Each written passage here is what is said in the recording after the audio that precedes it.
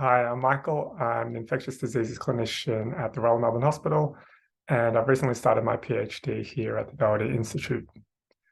So my particular interests are in virology and HIV. So I was very fortunate and lucky to be able to join the lab of Professor Sharon Lewin and pursue a PhD in HIV cure research.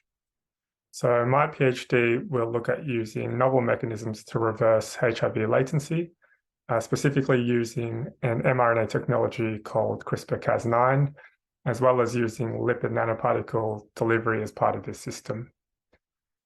So I chose to do my PhD at the Doherty, particularly for the people, for the expertise, and for the opportunities available.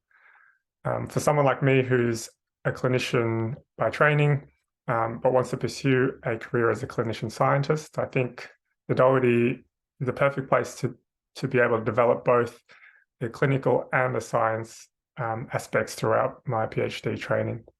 So the Doherty houses the Royal Melbourne's Clinical Infectious Diseases Service, as well as public health laboratories and university departments, including the departments of infectious diseases, immunology, and microbiology. So there's just huge breadth of experience and expertise at this institute alone. But in addition, the Doherty is located at Parkville Precinct, Melbourne's huge biomedical precinct, which really just increases opportunities in terms of collaboration. For my project, we've got collaborators across the road at the Peter Mac Cancer Centre, as well as the Walter and Eliza Hall Institute.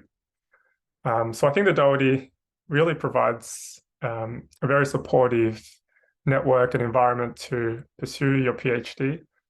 There are world-leading experts in their field, and there's a very strong drive and a very optimistic culture in terms of discovery science and high-impact research.